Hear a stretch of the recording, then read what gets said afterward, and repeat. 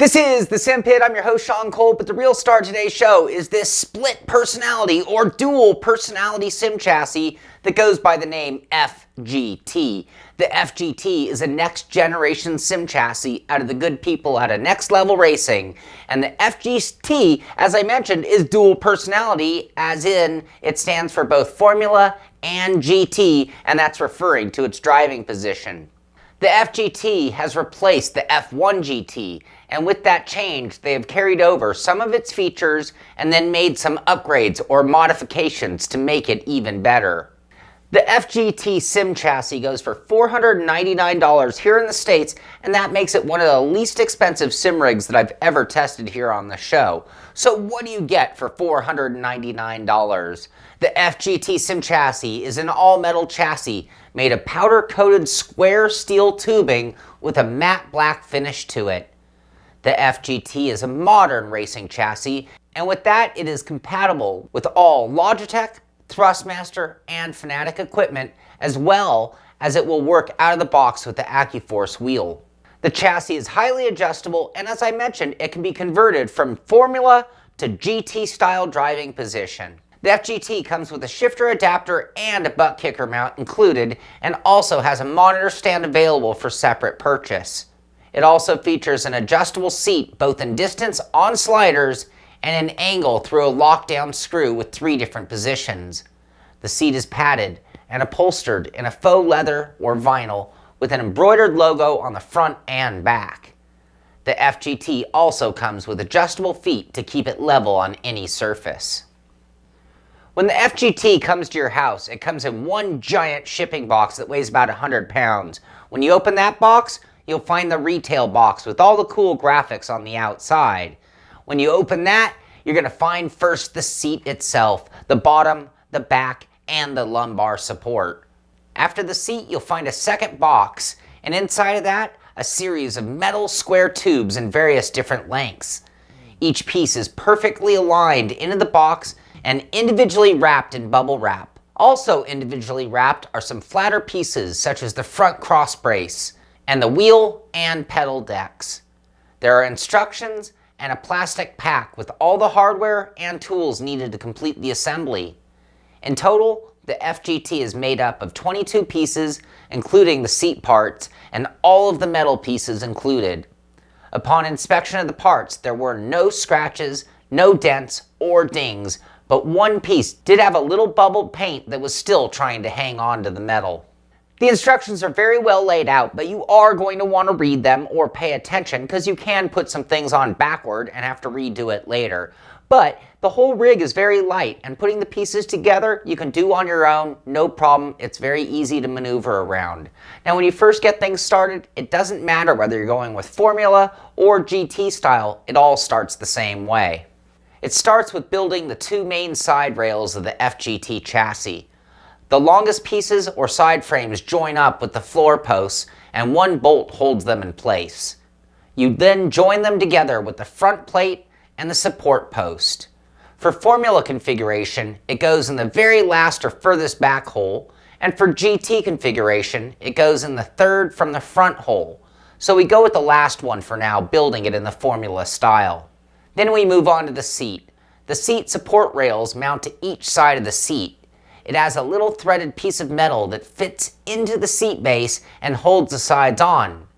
In my case, the seat cross rails weren't perfectly aligned, so I needed to make some adjustments. However, none of my tools were strong enough to actually loosen the bolts, and I ended up pulling out a hammer and giving it a few gentle taps until I got things aligned. That allowed me to line the bolts with the little pieces of metal and get it all tightened down. Then we move on to the seat angle adjusters that allow for 3 different positions of seat angle. I got a little confused here as the adjusters were identical instead of one clearly left or right. A quick rebuild of one side, and now I had a left and right that could be installed on the bottom half of the seat. Then bring in the back part and get the 3 bolts per side to hold it in place. The seat can then be mounted to the chassis. I found it easier to mount the top or front holes first and then tighten down the rear end to the chassis. We can then add the wheel support bars. There's one for each side of the rig, and they have telescoping arms. The bars should lean backward in the direction of the driver, and it's a simple 2-bolt per side to hold them down on the side rails. The wheel deck then goes between them with 2 bolts per side. The wheel deck plate can be pivoted on its rear bolt and then has 5 different positions or angles to lock down the deck with the 2 front bolts. When building the chassis as a Formula-style rig, you will install the pedal angle bar. It works as another cross brace, and like the wheel deck, it has a pivot side of the mount and the adjustable side of the mount with 7 different angles or lockdown positions. Now I can mount the pedal deck to the cross brace. It uses 4 bolts to hold it down in position, and then it has a massive amount of front to back adjustment to be utilized. And that completes the assembly of the FGT in the F, or Formula Driving Position configuration. Now it's time to install my equipment, and I want to start things off easy, so I went with the Thrustmaster XW combination, and like I said, the rig is pre-drilled for Logitech, Thrustmaster, and Fanatec, so this turned out to be pretty easy. The FGT came with M6 hardware, which made it even easier. 2 bolts for the wheel, done. 2 bolts for the pedals, done. Some wiring cleanup with the provided Velcro tie downs, and we are all done with the install. And dialing it in was actually just as easy, but it did take a little jumping in and out of the rig, making adjustments, back in and out of the rig, making adjustments just to get it right, but it was pretty simple. I started with the pedals and moving the entire assembly back and forth by loosening the 4 bolts holding it to the side rails and then sliding it to the right distance and tightening those bolts down. The angle is then adjusted by loosening the pivot bolt and removing the angle hold down bolts. Then I adjusted the angle to make me happy and locked them down in place. Now it's time to get the wheel deck where it belongs. Forward and backward is adjusted similarly to the pedal deck. You loosen the 4 bolts holding it to the side rail and then slide the whole assembly front and back to its position and then lock it down. There are then 4 smaller bolts on the supports to lock down the telescoping tubes. I loosen up the 4 bolts to get the deck to the correct height and then lock them back down again. And then I can just adjust the wheel deck angle to finish off my driving position. I loosen the pivot side bolt and then remove the angle adjustment side bolts, adjust the angle to my driving position, and then reinsert the angle bolts and lock down all 4 bolts. At this point, we're good to go. Now before we get down to driving, let's take a quick look at our now assembled in the Formula Driving Position FGT racing chassis. My first thoughts are that for a full-sized rig, it has a very small footprint. It is narrow and long in looks and very low to the ground. The tubing looks much more substantial when put together than it looked or felt as individual tubes as I was putting it together. It's not super fancy. It isn't super elegant, but there is something about the FGT that looks legit. It looks ready to race. The overall dimensions of the rig are very reasonable. The FGT in its longest configuration stretches out to about 76 inches or 193 centimeters long. In my configuration, it was only 58 inches or 147 centimeters front to back, and it's only 21 inches or 53 centimeters wide without the shifter mount. With the shifter mount, it is about 26.5 inches or 67 centimeters wide. Now let's go ahead and take her for a spin. Let's go ahead and kick those tires and see what she's made of. As I mentioned, the FGT is very low to the ground, and at my age, that meant I actually had to learn to get into the rig just to be able to drive it. And it is a tight fit getting your legs into the chassis as well.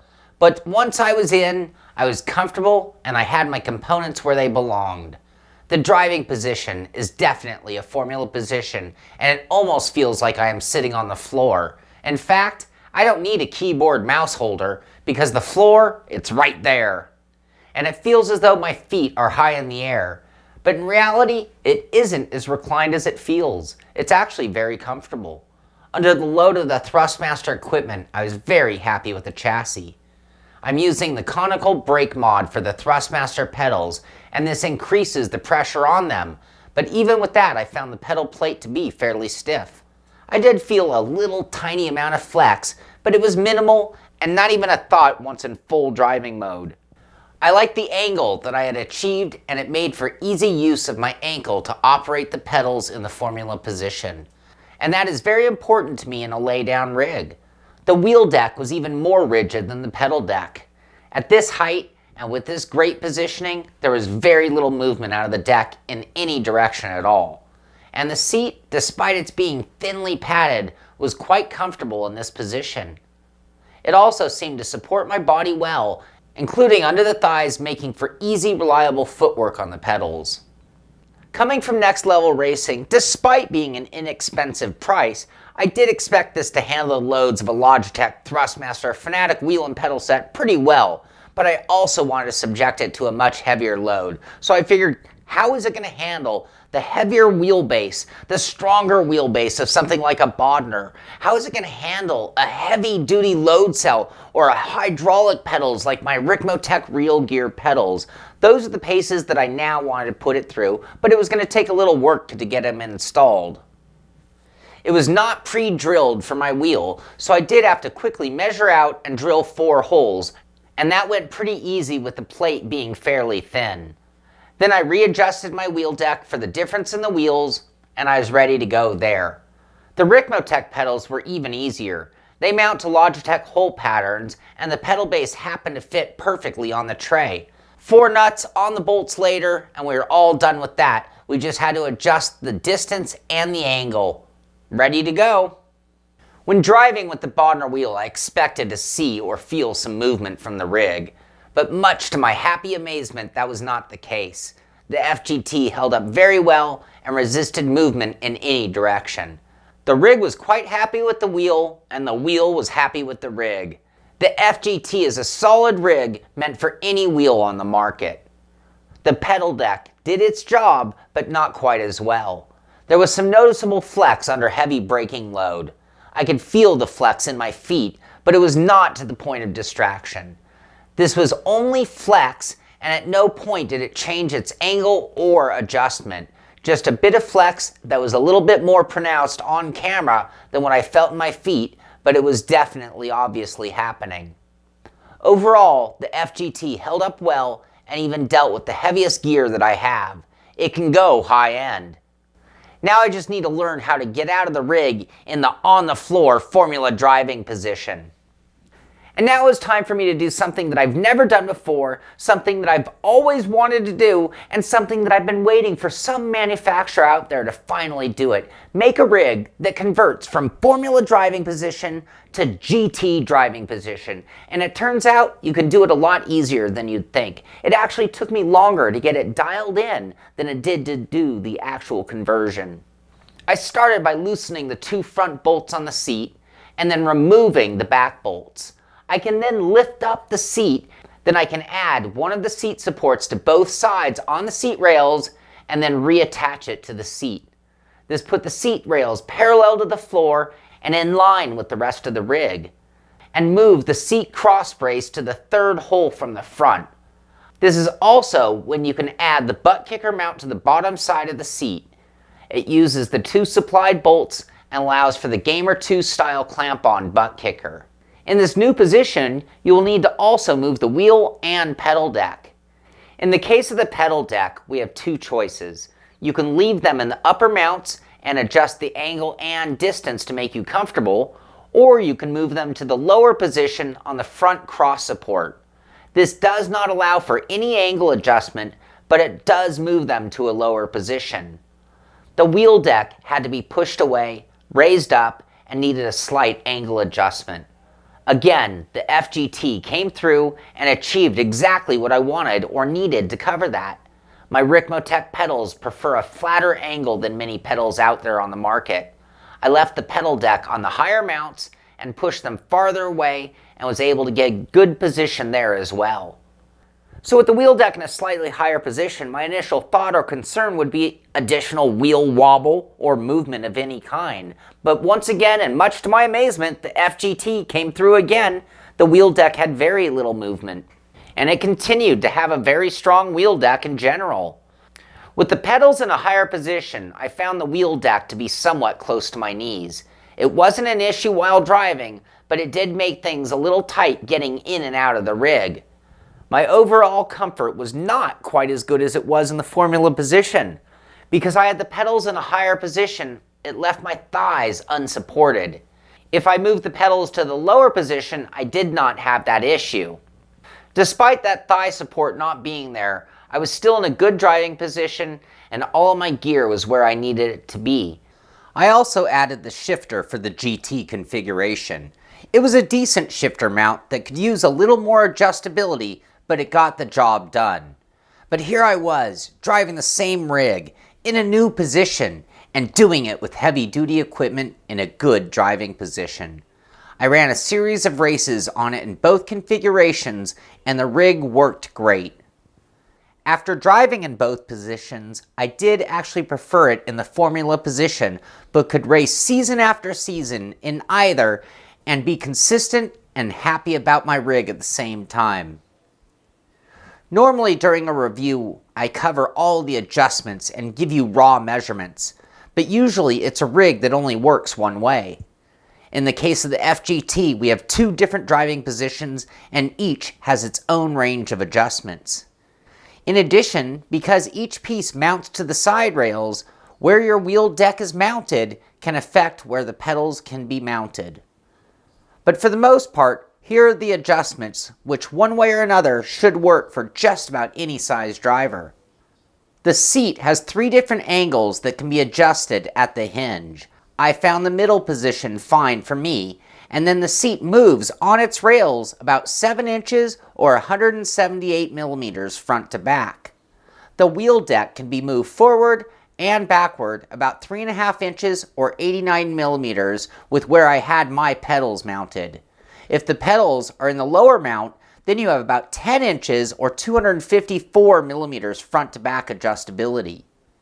It can also be raised up and down 7 inches or 178 millimeters and then can be adjusted in an angle as well. The pedal tray can then be adjusted at the hard mount to the side rail location, 4 inches or 102 millimeters, and then the deck itself can be moved another 8 inches or 203 millimeters front to back, and then it also has its angle adjustments from there. Here's a good example of its range as you see me in the smallest or shortest setting I can get out of the rig. And then me again in it as stretched out as I can get it. I did this in both the Formula and the GT positions, and you can see there's plenty of room on both sides of the spectrum. In the Formula position, the seat moves at the angle that the seat sits at. So instead of all 7 inches going front to back, some of that movement is actually up and down, and this is actually really good for shorter drivers wanting to see over the wheel. So we have gone over just about every detail there is about this rig. We've covered building it and driving it as a Formula One or a GT style sim rig. But let's go ahead and keep things simple by breaking it down to the good, the not so good, and the bottom line on the Next Level Racing FGT sim racing chassis, starting off with the good, and the first thing being its great price. Formula and GT style driving positions. Ability to get perfect position of your components. Very stable platform. Works for a variety of body shapes or types. Comes with a shifter mount. Reversible shifter left or right. Comes with a butt kicker mount. Bang for buck. Highly adjustable. Pre-drilled for Logitech, Thrustmaster, Fanatec, and AccuForce. Multiple pedal mounts. Extra hardware, including mounting hardware, M6. All adjustment points held strong. Seat works for all width of drivers. Easy to move for a full-size rig.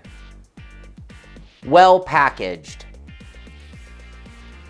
And now on to the not so good. The seat is a bit flat.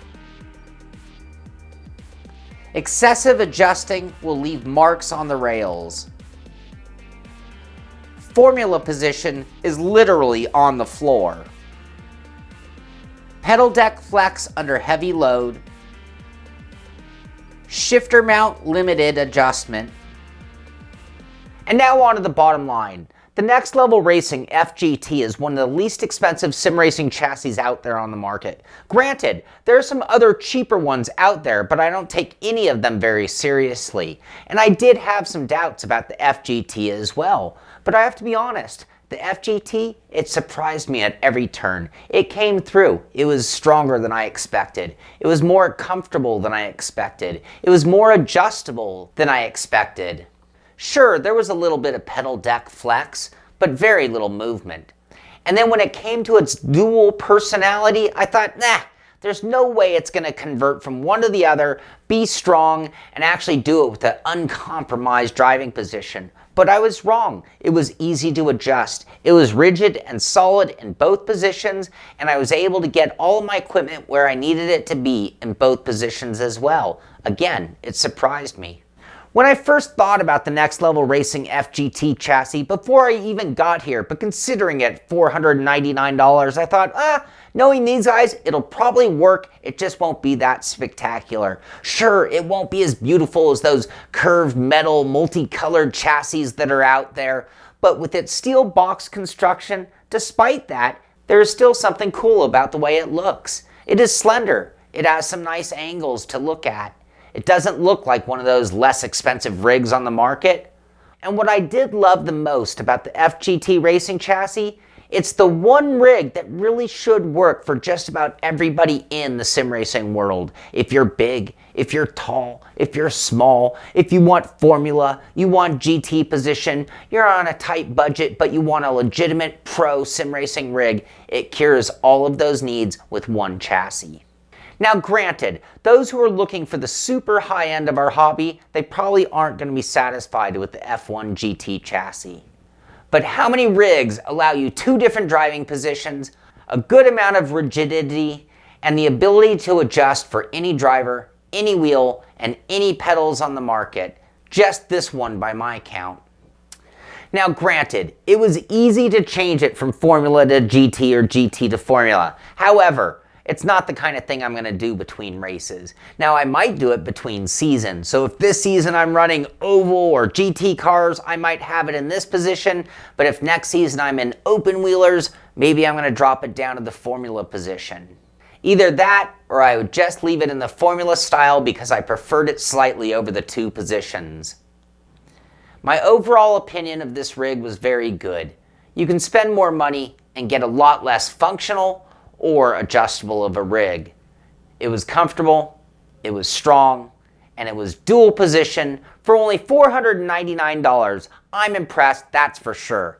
So I think I told you everything you want to know about the Next Level Racing FGT Sim Racing chassis. If you want to know more, you can find them at nextlevelracing.com. And of course, if you have any questions of me, if there's anything I didn't cover in this review, you send me an email at sean@thesimpit.com and I'll be sure to answer your question. That's going to do it for this one. Be sure to subscribe to the channel so you can find out about our next review, when it's coming, when it's live for you to see. This is The Sim Pit. I'm Sean Cole, and I'll see you on the track.